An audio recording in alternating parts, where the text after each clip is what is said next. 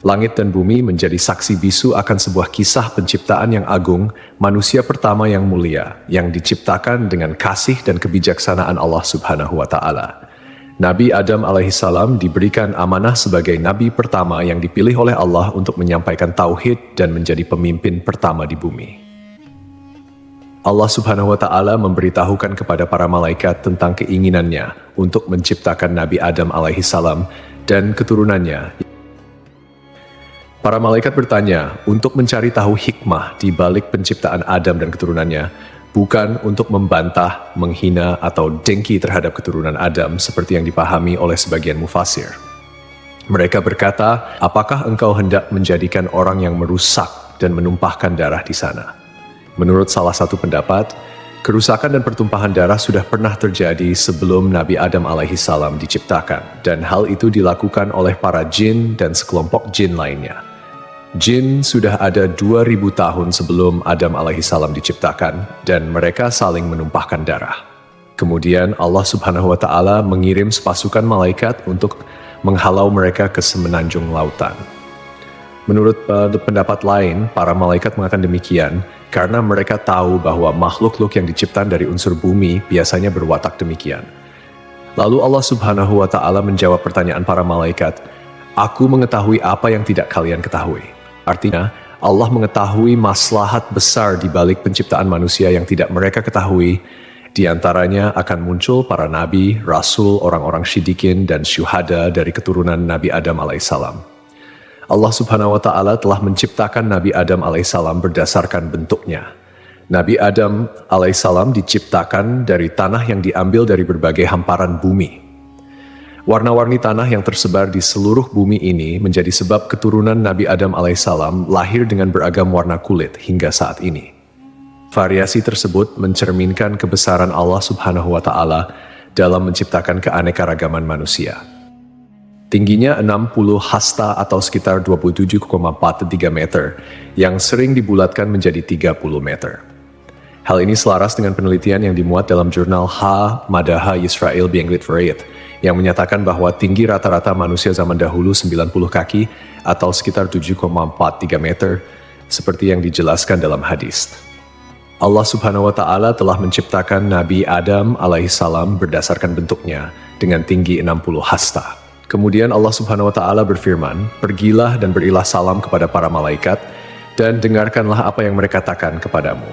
Itulah kehormatan bagimu dan keturunanmu." Ukuran tubuh manusia terus-terus menyusut secara bertahap hingga sekarang. Tentunya Allah Subhanahu wa Ta'ala memiliki hikmah terbaik terkait penyusutan tubuh manusia karena rencananya selalu yang terbaik.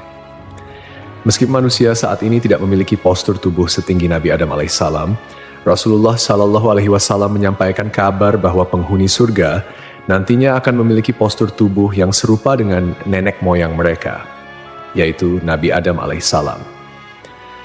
Tubuh penghuni surga akan kembali ke bentuk awal penciptaan manusia. Seperti yang disabdakan Rasulullah Shallallahu alaihi wasallam, sesungguhnya tinggi badan para penghuni surga ketika mereka memasuki surga adalah 60 hasta seperti pohon kurma yang tinggi. Mereka makan buah-buah pohon di surga sambil berdiri. Allah Subhanahu wa Ta'ala juga mengajarkan kepada Nabi Adam alaihissalam nama-nama semua benda yang diketahui manusia. Mulai dari nama manusia, hewan, bumi, tanah, lautan, gunung, unta, keledai, hingga nama-nama benda lainnya. Allah Subhanahu wa Ta'ala juga mengajarkan nama lembaran, takdir, dan lainnya. Allah Subhanahu wa Ta'ala mengajarkan nama-nama benda dan sifat-sifatnya, mulai dari benda-benda besar hingga kecil. Allah Subhanahu wa Ta'ala berfirman dalam surah Syad, "Ingatlah ketika Rabbmu berfirman kepada para malaikat, sesungguhnya aku akan menciptakan manusia dari tanah. Maka apabila telah aku sempurnakan kejadiannya dan aku tiupkan kepadanya ruh ciptaanku, maka tunduklah kamu kepadanya dengan bersujud sebagai tanda penghormatan." Maka seluruh malaikat itu bersujud semuanya bersama-sama, kecuali iblis. Dia menyombongkan diri dan dia termasuk golongan yang kafir. Allah berfirman, "Hai iblis, apakah yang menghalangimu sujud kepada yang telah aku ciptakan dengan kedua tanganku? Apakah kamu menyombongkan diri ataukah kamu merasa termasuk orang-orang yang lebih tinggi?"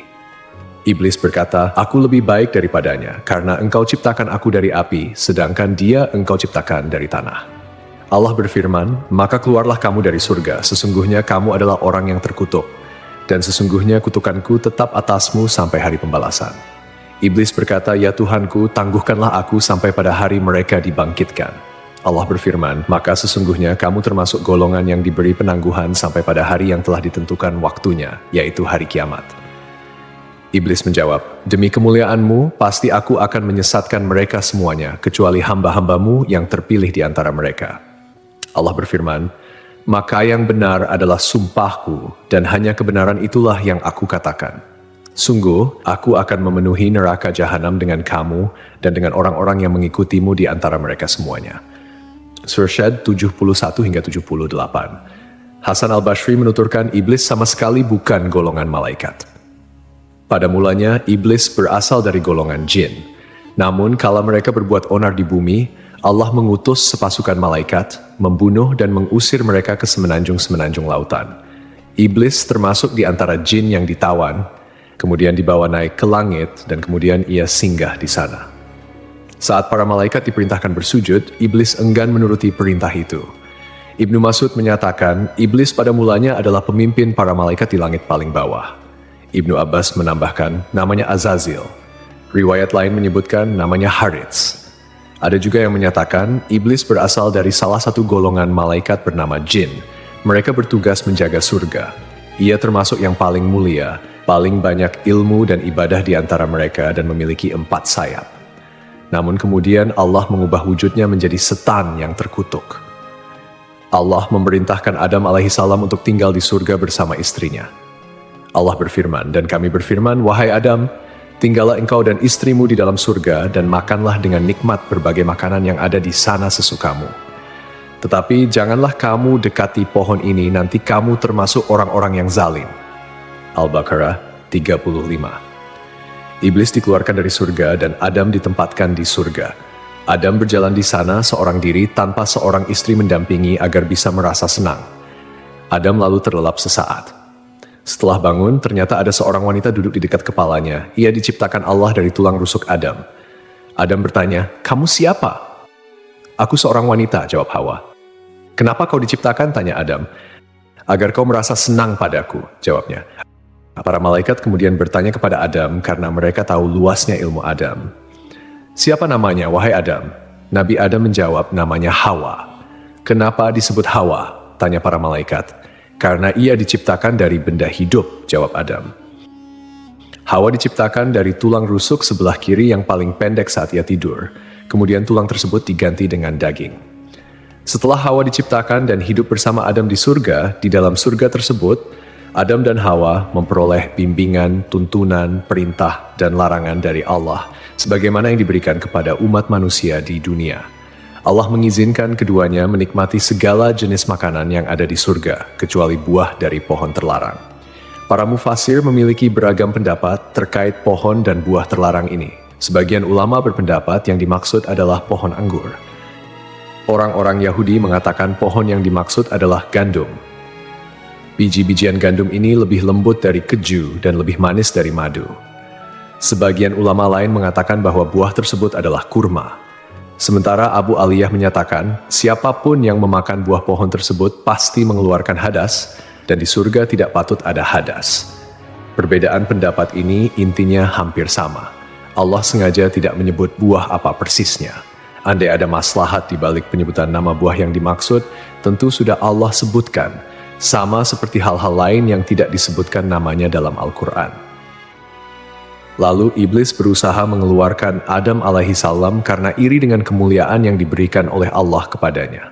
Tipu daya berupa bujukan dan rayuan dilakukan oleh iblis agar dapat mengeluarkan keduanya dari surga. Iblis membisikkan pikiran jahat dan berkata kepada Adam, "Wahai Adam, maukah aku tunjukkan kepadamu pohon keabadian dan kerajaan yang tidak akan binasa? Rabbmu hanya melarang kamu berdua mendekati pohon ini dan melarang kalian berdua memakan buah ini, tidak lain agar kalian berdua tidak menjadi malaikat atau kekal selamanya di surga." Artinya, jika kalian berdua memakan buah itu, kalian berdua menjadi malaikat atau kekal selamanya di surga. Dan setan bersumpah kepada keduanya, "Sesungguhnya aku ini benar-benar termasuk para penasehat." Setan membujuk mereka dengan tipu daya. Hawa lebih dulu memakan buah pohon tersebut, dan dialah yang menyebabkan Adam memakannya. Andai saja Hawa tidak mengkhianati suaminya, Adam tidak akan memakan buah pohon terlarang tersebut. Ketika mereka mencicipi buah pohon itu, tampaklah oleh mereka auratnya. Saat itu kedua mata Adam dan Hawa terbelalak dan keduanya mengetahui bahwa mereka telanjang. Kemudian keduanya mencari dedaunan buah tin lalu mereka gunakan sebagai untuk menutupi aurat mereka. Rasulullah bersabda, "Sungguh Allah menciptakan Adam, lelaki berbadan jangkung, berambut lebat, seakan-akan pohon kurma menjulang tinggi. Saat memakan buah pohon, pakaiannya terlepas dan bagian pertama yang terlihat adalah auratnya." Saat melihat auratnya, Adam berlari di surga. Allah memerintahkan dua malaikat untuk mengeluarkan Adam dan Hawa dari dekatnya. Jibril kemudian melepas tiara dari kepala Adam dan Mikail melepas mahkota dari keningnya. Dahan sebuah pohon kemudian mengait hingga Adam mengira hukuman disegerakan untuknya. Adam menundukkan kepala dengan mengatakan, "Ampun, ampun." Allah berfirman, "Apa kau melarikan diri dariku?" Adam menjawab, "Bukan, tapi karena aku malu padamu, wahai penolongku." Rabb menyeru mereka, "Bukankah aku telah melarang kamu dari pohon itu dan aku telah mengatakan bahwa sesungguhnya setan adalah musuh yang nyata bagi kamu berdua?" Keduanya berkata, "Ya Rabb kami telah menzalimi diri kami sendiri." Setelah menyadari kesalahannya, Adam dan Hawa meminta pertaubatan kepada Allah.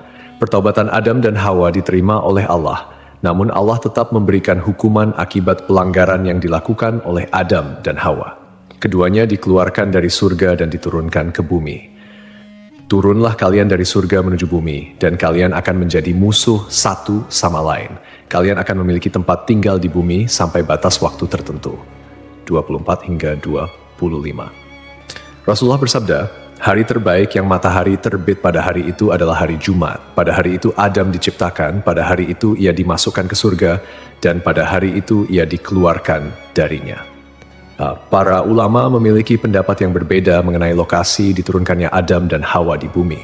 Pendapat mayoritas menerima bahwa Adam dan Hawa diturunkan ke bumi pada dua tempat yang berbeda dan kemudian bertemu di Arafah. At-Tabari, At-Tabrani, Abu Nuaim, dan Ibnu Asakir meriwayatkan bahwa Adam alaihi salam diturunkan ke bumi di India. Pendapat ini diperoleh dari hadis yang disampaikan oleh Abdullah bin Umar dan Abdullah bin Abbas. Sementara itu, menurut pendapat ini, Hawa diturunkan di Jeddah. Riwayat lain menyatakan bahwa Adam dan Hawa diturunkan di Shofa dan Marwah, di mana Adam di Shofa sedangkan Hawa di Marwah. Al-Auza'i meriwayatkan bahwa Adam berada di surga selama 100 tahun. Riwayat lain menyebutkan 60 tahun, menangisi surga selama 70 tahun, menangisi kesalahannya selama 70 tahun, dan menangisi anaknya yang dibunuh selama 40 tahun. Jika memang benar hari di mana Adam diciptakan dan dikeluarkan dari surga, sama seperti hari Jumat dalam ukuran dunia, pendapat ini masih perlu dikaji lebih jauh. Dan jika Adam dikeluarkan dari surga pada hari yang berbeda dengan hari ia diciptakan, atau kita katakan bahwa ukuran hari tersebut adalah sama seperti 6.000 tahun untuk ukuran hari-hari dunia, seperti yang diriwayatkan dari Ibnu Abbas, Mujahid, Dahak, dan dipilih Ibnu Jarir, berarti Adam berada di surga dalam jangka waktu yang sangat lama. Ibnu Jarir menjelaskan seperti diketahui, Adam diciptakan pada saat terakhir hari Jumat, yang mana sesaatnya adalah selama 83 tahun dan 4 bulan.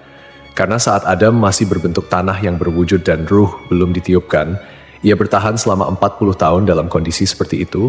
Selanjutnya Adam berada di surga sebelum diturunkan dari sana selama 43 tahun. Wallahu alam. Lalu setelah sekian lama mereka pun dipertemukan kembali oleh Allah di Jabal Rahmah. Nabi Adam dan Hawa memulai kehidupan baru sebagai manusia biasa dan kembali menjalani kehidupan berdua sebagai pasangan suami istri. Mereka dikaruniai keturunan. Setiap kali melahirkan, Hawa melahirkan sepasang anak lelaki dan perempuan. Adam diperintahkan untuk menikahkan setiap anak lelaki dengan saudari kembar saudaranya, dan setiap anak perempuan dengan saudara kembar saudarinya. Tidak halal saudara perempuan menikah dengan saudara lelaki yang lahir bersamaan. Setelah itu, populasi manusia menyebar di berbagai belahan bumi. Hawa melahirkan 40 anak dalam 20 kali kehamilan. Allah menurunkan Adam dari surga ke bumi dan mengajarkan segala kerajinan padanya.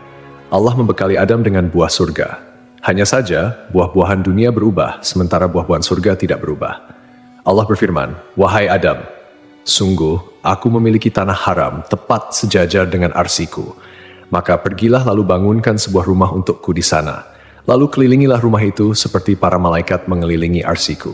Allah kemudian mengutus seorang malaikat kepada Adam, memberitahukan tempatnya, mengajarkan manasik-manasik padanya, dan menyampaikan padanya bahwa setiap ayunan langkah kaki Adam menjadi ibadah yang mendekatkan diri padanya setelah itu. Diriwayatkan pula dari Ibnu Abbas, makanan pertama yang dimakan Adam di bumi berawal dari Jibril. Jibril datang dengan membawa 7 biji gandum. Adam bertanya, "Apa ini?" Jibril menjawab, "Ini adalah pohon yang dilarang untuk kau makan, lalu kau makan." "Apa yang harus aku lakukan dengan biji-bijian itu?" tanya Adam. "Tanamlah di bumi," jawab Jibril. Adam kemudian menanam biji-bijian gandum tersebut. Berat setiap bijinya lebih dari berat 100.000 biji gandum dunia. Gandum kemudian tumbuh, Adam lalu memanennya. Setelah itu, Adam memisahkan kulit dan isi biji gandum, kemudian menampi. Setelah itu, ia tumbuk, membuat adonan, dan ia jadikan roti. Kemudian, setelah melalui jerih payah yang cukup melelahkan, Adam alaihissalam pun memakannya. Pakaian pertama Adam alaihissalam dan Hawa berasal dari bulu domba. Adam menggerus bulu-bulu domba lalu ia tenun dan dibuat jubah untuk ia kenakan, serta baju panjang dan kerudung untuk Hawa. Setelah bertemu dan kembali menjalani kehidupan berdua sebagai pasangan suami istri, mereka dikaruniai keturunan. Saat itu, setiap kali Hawa melahirkan, akan selalu lahir anak kembar laki-laki dan perempuan. Kelahiran anak kembar pertama diberi nama Kabil dan Iklima. Kemudian kelahiran anak kembar kedua diberi nama Habil dan Labuda. Ketika anak-anak Nabi Adam alaihissalam dan Hawa tumbuh dewasa, mereka pun memiliki karakter dan sifat yang berbeda. Kabil mempunyai sifat yang keras, sedangkan Habil mempunyai sifat yang lebih lemah lembut dan sabar. Kemudian, anak perempuan Iklima menjadi remaja yang memiliki paras yang cantik, sementara Labuda biasa-biasa saja. Seiring bertambahnya usia, mereka mulai tertarik pada lawan jenis. Hingga Allah menurunkan kepada Nabi Adam alaihissalam dan Hawa bahwa keempat anaknya harus dinikahkan sesuai aturan yang tidak memperbolehkan pernikahan dengan anak kembar. Dengan kata lain, Kabil tidak bisa menikah dengan Iklima, begitupun Habil yang tidak bisa menikahi Labuda. Setelah Nabi Adam alaihissalam menyampaikan aturan pernikahan kepada saudara kembarnya, ternyata Kabil menolak dan mengatakan ingin menikah dengan Iklima yang tidak lain merupakan saudara kembarnya sendiri. Untuk menyelesaikan perselisihan antara anak laki-lakinya, Nabi Adam alaihissalam mengajukan solusi yaitu Kabil dan Habil harus berkurban, lalu kurbannya diterima di sisi Allah, sehingga dialah yang berhak menikah dengan Iklima. Setelah itu, Adam pergi untuk menunaikan ibadah haji ke Mekkah dan menitipkan anak-anaknya kepada langit. Tapi langit enggan menerima permintaannya itu. Adam kemudian menitipkan anak-anaknya kepada bumi dan gunung, namun mereka semua menolak. Kabil justru menerima permintaan ayahnya untuk menjaga saudara-saudaranya. Kabil, seorang petani sombong, menyiapkan seikat gandum dengan kualitas yang jelek. Sedangkan Habil, yang merupakan seorang peternak, menyiapkan seekor kambing gemuk untuk dikorbankan. Kurban keduanya disimpan di tengah lapangan. Tak lama kemudian, Allah menurunkan api dan memakan kurban Habil, sementara kurban milik Kabil dibiarkan. Artinya, Allah menerima kurban Habil dan diperbolehkan menikah dengan Iklima. Suatu malam, Habil tidak kunjung pulang mengembala kambing. Setelah mencari-cari, Kabil bertemu Habil. Kabil berkata pada Habil, "Kurbanmu diterima sementara kurbanku tidak." Habil menyahut, "Sesungguhnya Allah hanya menerima amal dari orang yang bertakwa." Kabil marah saat itu dan memukulkan benda tumpul yang ia bawa hingga Habil meninggal dunia. Allah berfirman, "Dan ceritakanlah Muhammad yang sebenarnya kepada mereka tentang kisah kedua putra Adam ketika keduanya mempersembahkan kurban, maka kurban salah seorang dari mereka berdua, Habil, diterima dan dari yang lain tidak diterima. Dia berkata, 'Sungguh aku pasti membunuhmu.' Dia Habil berkata, 'Sesungguhnya Allah hanya menerima amal dari orang yang bertakwa. Sungguh, jika engkau menggerakkan tanganmu kepadaku untuk membunuhku, aku tidak akan menggerakkan tanganku kepadamu untuk membunuhmu. Aku takut kepada Allah, Rabb seluruh alam. Sesungguhnya aku ingin agar engkau kembali dengan bawa dosa membunuhku dan dosamu sendiri, maka engkau akan menjadi penghuni neraka. Peristiwa itu menjadi pembunuhan pertama di bumi. Karena ketakutan dan bingung, ia tidak tahu bagaimana cara menyembunyikan Habil yang sudah mati. Kabil berusaha membuangnya ke laut, tetapi ombak mendorong tubuh Habil hingga ke tepian. Akhirnya Kabil memohon ampun kepada Allah dan bertaubat atas segala perbuatannya. Sampai akhirnya Kabil melihat seekor burung gagak di atas pohon dan seekor burung gagak mati. Burung gagak yang masih hidup membawa burung gagak yang mati itu ke tanah. Burung gagak tersebut kemudian membuat lubang di tanah dan mendorong gagak yang mati itu ke dalamnya. Kabil akhirnya paham dan meniru cara burung gagak itu. Mengenai lokasi terbunuhnya Habil, menurut keterangan beberapa ulama, berada di kawasan pegunungan Kasyun sebelah utara Damaskus. Terdapat sebuah gua bernama Gua Dam yang dikenal sebagai tempat Kabil membunuh saudaranya, Habil. Reaksi Nabi Adam ketika mengetahui bahwa Habil dibunuh oleh Kabil digambarkan dalam beberapa riwayat, meskipun tidak secara langsung dicatat dalam Al-Quran. Ketika berita kematian Habil sampai kepada Adam, ia merasakan kesedihan yang mendalam dan hancur melihat salah satu anaknya melakukan tindakan yang sangat tragis dan tidak bermoral. Kesedihan ini menjadi ujian baginya sebagai seorang ayah, dan ia berusaha mengajarkan anak-anaknya tentang akibat dari perbuatan buruk serta pentingnya menjaga hubungan baik antar saudara. Nabi Adam mengingat kembali ajaran yang diberikan Allah mengenai persaudaraan dan kebaikan, sehingga ia merasa sangat terpukul oleh tindakan Kabil yang mengakibatkan pembunuhan pertama di bumi. Dalam kesedihannya, Adam berdoa kepada Allah memohon ampunan dan petunjuk atas apa yang telah terjadi. Dia juga berusaha untuk menjelaskan kepada Kabil tentang dampak dari tindakan buruknya, menekankan bahwa Allah hanya menerima amal dari orang yang bertakwa, dan bahwa setiap perbuatan memiliki konsekuensi.